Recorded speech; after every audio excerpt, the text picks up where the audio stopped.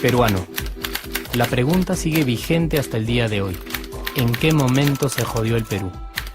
Hace décadas que buscamos la respuesta y siempre terminamos echándole la culpa a quienes nos han gobernado.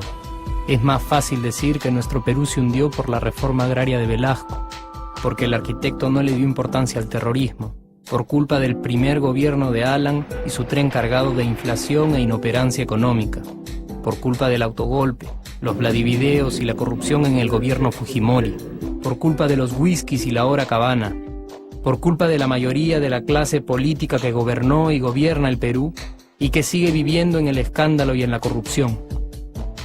Pero por más que querramos deslindar nuestra responsabilidad por la crisis social que asfixia al Perú, compartimos demasiados hábitos que nos hacen muy parecidos a quienes culpamos y criticamos, porque aún creemos que la criollada se tiene que celebrar como si fuera parte del orgullo nacional. Somos vivos y por eso compramos facturas para pagar menos impuestos. Ganamos los trabajos no por nuestro esfuerzo o talento, sino gracias a una pequeña coimisión.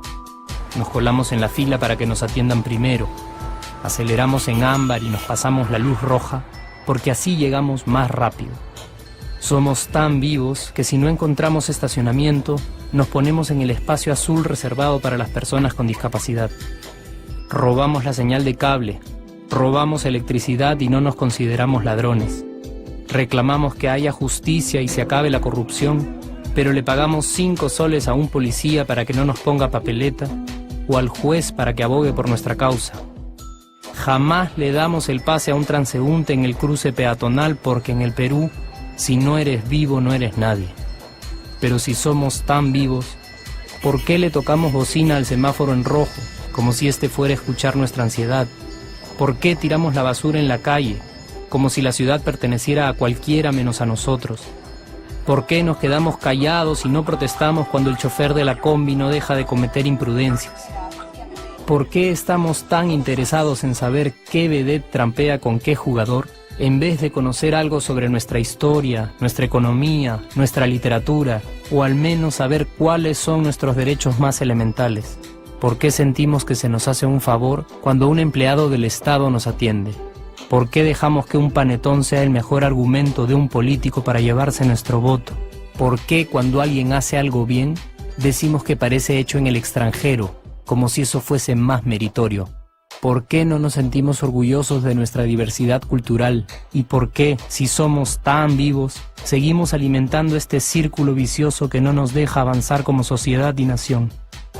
Es cierto que nuestros niveles educativos dan pena, y si queremos llegar a ser un país con posibilidades de desarrollo, se tiene que invertir en escuelas y capacitar a los maestros.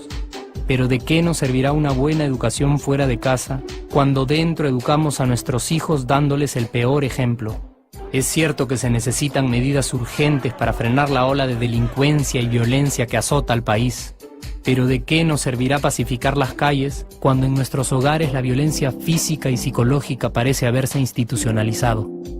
Es cierto que se necesita una verdadera reforma judicial para que en el Perú se pueda hablar de justicia, pero ¿de qué servirá lograrlo cuando la mayoría de nosotros sigue avalando la ley del más fuerte, del más rico, del más vivo?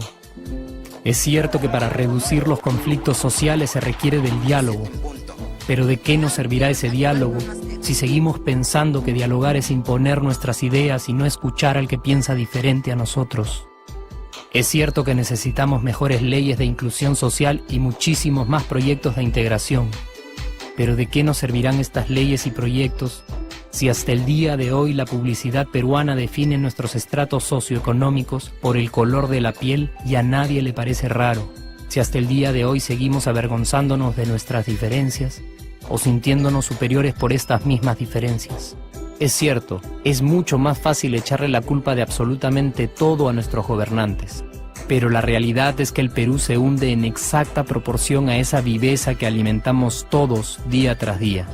Sí, somos nosotros la materia prima con la que se hace este país, y si no corregimos nuestros hábitos, si nuestra materia prima sigue adulterada, Cualquier producto que hagamos también saldrá adulterado, y por más logros que obtengamos en nuestra economía, en los deportes, en las artes, en nuestra cocina, por más orgullosos que nos sintamos de nuestros representantes, de nuestra historia, de nuestras maravillas o de nuestra creatividad, si no cambiamos estos hábitos, seguiremos preguntándonos ¿en qué momento se jodió el Perú?